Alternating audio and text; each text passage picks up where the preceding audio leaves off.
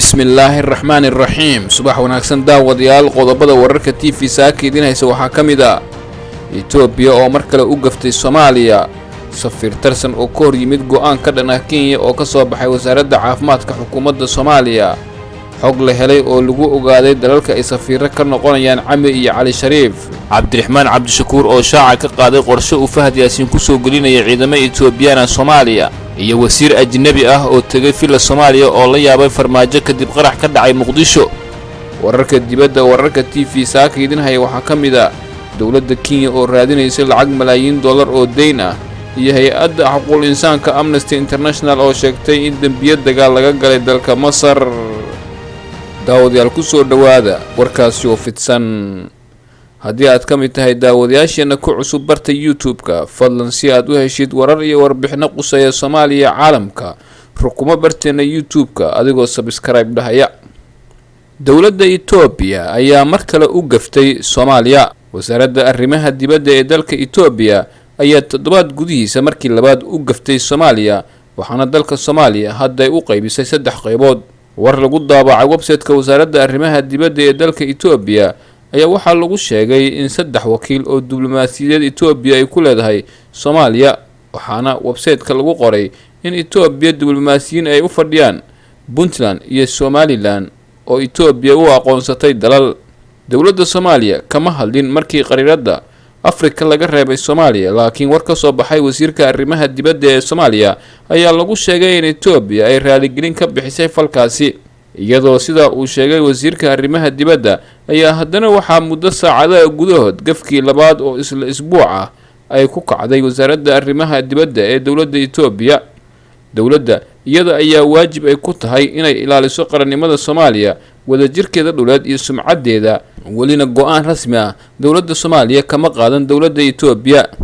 dowladda Soomaaliya waxaa hadda looga fadhiyaa in madaxdeeda ay go'aan ka soo saaraan qaladaadka wasaaradda arrimaha dibadda ee dowladda Itoobiya ay ka sameynayso Soomaaliya iyo sida ay madax bannaanida iyo xorriyadda Soomaaliya ay ugu xadgudbayso dowladda Itoobiya.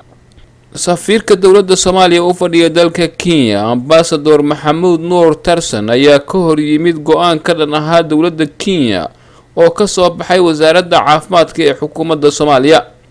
safiirka Soomaaliya u fadhiya dalka Kenya, Maxamuud Axmed Nuur Tarsan ayaa ka hor yimid go'aan ka soo baxay wasaaradda caafimaadka Soomaaliya, taasoo hay'adaha caalamiga ku wargelisay in dhammaan shirarka iyo siminaarada lagu qaban jiray Nairobi laga wareejiyo. Ambassador Tarsan ayaa waxa uu sheegay in waxyaabaha arrimaha dibadda ku saabsan aanu wasaarad kale laga wareysanaynin siduu hadalka u dhigay, isagoona xusay in wasaaradda arrimaha dibadda ay go'aamiso siyaasadda arrimaha dibadda ee Soomaaliya. siyaasadda arrimaha dibadda dalka waxaa hogaamisa wasaaradda arrimaha dibadda. wasaarad kale oo laga wareysanayo wax ku saabsan arrimaha dibadda ma jirto. waxa ay soo saartay wasaaradda arrimaha dibadda ayaa magaca dowladda ku hadlaya, ayaa uu yiri Tarsan. gudoomiye Tarsan oo sii hadlay ayaa waxa uu sheegay in uu la kulmay jimcihii wasiiradda arrimaha dibadda ee dalka Kenya, Minogue Juma, waxa uuna sheegay inay u sheegtay inay ka jawaabi doonto war-saxaafadeedkii ay soo saartay Soomaaliya, ayaa uu yiri safiir Tarsan oo la hadlay idaacadda BBC-da laanteeda afka Soomaaliga. wasaaradaha xukuumadda ayaa haatan u muuqda kuwa isku khilaafsan arrinta ku saabsan shirarka iyo siminaarada lagu qaban jiray magaalada Nairobi, iyadoo go'aan aan rasmi ahayn oo dowladdu gaartay uu sheegayo in shirarka iyo siminaarada wasaaradaha lagu qabto Nairobi loo rarayo magaalooyinka Kigali, Kampala iyo Addis Ababa. dowladda Kenya ayaa dhawaan bilowday tallaabooyin ay cadaadis ku saarayso mas'uuliyiinta dowladda, waxaana dhawaan dalku galka ay u diiday xildhibaano iyo wasiiro oo garoomada lagu siin jiray fiisaha dalku galka markii ay Nairobi ka degaan. xog la helay ayaa lagu ogaaday dalalka ay safiirada ka noqonayaan Cabdixakiin Cabdullaahi Cami iyo Cali Shariif. madaxweyne ku-xigeenkii hore ee Puntland Cabdixakiin Cabdullaahi Cumar Cami ayaa lagu wadaa in uu noqdo safiirka Soomaaliya u fadhiya dalka Kenya, siday ogaatay shabakadda wararka TV. golaha wasiirada Soomaaliya ayaa 21 Maaj waxay Cami u magacaabeen xil safiir, balse xilligaas lama shaacin dalka uu fariisan doono.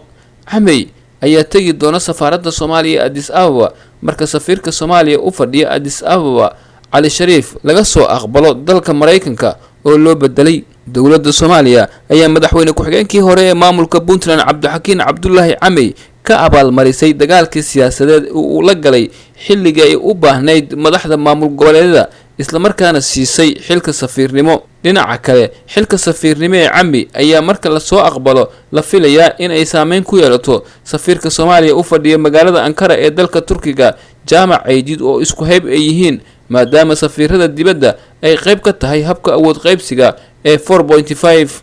siyaasiga Cabdiraxmaan Cabdishakuur Warsame oo ah gudoomiyaha xisbiga mucaaradka ee wadajir ayaa shaaca ka qaaday qorsho uu sheegay in Fahad Yaasiin uu ciidamada Itoobiyaana ku soo galinayo gobolada dhexe ee Soomaaliya isla markaana ciidamada Itoobiya ee ku sugan Kismaayo ay ku afduuban lahaayeen doorashada madaxtinimo ee la filayo inay ka dhacdo magaalada Kismaayo. siyaasiga Cabdiraxmaan Cabdishakuur Warsame ayaa sheegay in siyahayaha agaasimaha nabad sugidda Soomaaliya Fahad Yaasiin uu dalka Itoobiya u tagay qorshe ka dhan ah maamulada Jubbaland iyo Galmudug. Cabdiraxmaan Cabdishakuur ayaa sheegay in Fahad Yaasiin uu doonayo in ciidamada Itoobiyana la geeyo magaalada Dhuusamareeb wuxuuna intaas ku daray in kuwa ku sugan magaalada Kismaayo uu doonayo inay u afduubaan doorashada madaxtinimo ee la filayo inay ka dhacdo Jubbaland sidii midii Baydhabo oo kale. Cabdiraxmaan Cabdishakuur ayaa baraha bulshada ku baahiyay hadal uu ku weerarayo kusimaha taliyaha nabad sugidda Soomaaliya wuxuuna yiri wiilka kusimaha taliyaha nabad sugidda Soomaaliya toddobaadyadii u dambeeyay dhowr jeer ayuu isaga daba noqday magaalada Addis Ababa ee dalka Itoobiya waxaana kulamo uu la yeeshay saraakiil sarsare oo ka tirsan sirdoonka militariga Itoobiya isagoo intaasi uu ku daray in Fahad Yaasiin uu wado qaab musuqmaasuq ah uu ku raadinayo ciidamada Itoobiyaan ah oo Dhuusamareeb la geeyo iyo kuwa Kismaayo ku sugan oo afduuba doorashada madaxtinimo ee Jubbaland sida tii Baydhabo oo kale. Cabdiraxmaan Cabdishakuur ayaa dowladda Itoobiya wuxuu ugu baaqay in ay arrimaha doorashooyinka Soomaaliya faraha kala baxdo. shacabka Soomaaliyeed waxaa dhib ugu filan ayaa uu yiri Cabdiraxmaan Cabdishakuur fargelintii qaawaneed oo Itoobiya kula kacday doorashadii madaxtinimo ee ka dhacday Soomaaliya sanadkii 2017 iyo tii maamul goboleedka Koonfur Galbeed ka dhacday 2018. wasiir ajnabi ah oo tagay filla Soomaaliya ayaa la yaabay madaxweyne Farmaajo kadib markii qarax uu ka dhacay nawaaxiga xarunta madaxtooyada ee Soomaaliya. wasiirka wasaaradda arrimaha dibadda ee dalka Serbia Ifik Disik ayaa sheegay in madaxweynaha Soomaaliya Maxamed Cabdullaahi Farmaajo uu naxdin darteed kursiga ka booday kadib markii toddobaadkii hore qarax xoogan uu ka dhacay meel u dhow madaxtooyada Soomaaliya. wasiirka arrimaha dibadda Serbia Ifik Disik ayaa toddobaadkii hore wuxuu socdaal ku tagay magaalada Muqdisho waxaana filla Soomaaliya uu kula kulmay madaxweynaha Soomaaliya laakiin intii uu kulan ka socday ayaa waxa dhacay qarax weyn oo ka dhacay meel aan ka dheerayn madaxtooyada Soomaaliya. wasiir Disik ayaa sheegay in markii qaraxa uu dhacay uu naxdin darteed kursiga ka booday madaxweyne Farmaajo halka isagoo marti ahaana aanu isdhaqaajin sida uu wasiirka u sheegay warbaahinta wadanka Serbia. Disik ayaa sida uu sheegay markaasi kadib madaxweyne Farmaajo ku yiri annaga waan u baranay qaraxa oo diyaaradaha NATO ayaa cirka naga duqeyn jiray waxaana madaxweyne Farmaajo uu kaga jawaabay hadalkaasi wasiirka ma ogtahay haddii halkan ay ila joogi lahaayeen qaar ka tirsan dowladaha reer galbeedka inay iga yaaci lahaayeen. wasiirka arrimaha dibadda ee Serbia socdaalka ku tagay Xamar waxa uu sheegay in mar dambe uu ogaaday in qaraxaasi dhacay uu ku geeriyooday mid ka mid ah wasiiradii Soomaaliya ee soo maray wasaaradda arrimaha dibadda Soomaaliya marxuum Xuseen Celaabe Faahiye. wararka dibadda wararka TV saakii waxayna waxa ka mid ah dowladda Kenya ayaa raadinayso lacag malaayiin ah oo deyn ah. dowladda Kenya ayaa sheegtay inay soo wajahday dhibaato dhaqaale isla markaana lacag badan oo deyn ah ay ka dalbatay bangiga adduunka. lacagta deynta ah ayaa gaaraysa 750 milyan oo dollar si dowladda Kenya ay lacagtaasi ugu adeegsato miisaaniyadda sanadkan kadib markii ay ku guuldareysatay in ay kordhiso dhaqaalaha loo baahan yahay. wargeyska Financial Times ayaa horaantii bishan ku warramay in deymaha lagu leeyahay Kenya ay sare u kaceen maadaama ay deyn badan ka soo amaahdeen dalka Shiinaha. waxaa ka mid ah lacagta lagu leeyahay dalka Kenya 4.8 bilyan oo dollar oo lagu dhisay qadka tareenada ee dalka Kenya. Kenya ayaa markii ugu horeysay wada xaajood kala yeelanaysa bangiga adduunka si uu deyn u siiyo. hay-adda xuquuqul aadanaha u dooda ee Human Rights Watch ayaa dowladda Masar iyo kooxaha jihaadiyiinta ah ee dalka Masar ka dagaalamo ku eedeysay inay galeen dambiyo dagaal kadib markii ay ku dagaalameen gobolka waqooyiga ee Sinai. warbixin ay hay-adda soo saartay waxay aruurinaysay muddo 2 sano waxayna waraysi ka qaaday in ka badan 50 ruux oo deganaa gacanka Sinai ee waqooyi bari ee dalka Masar.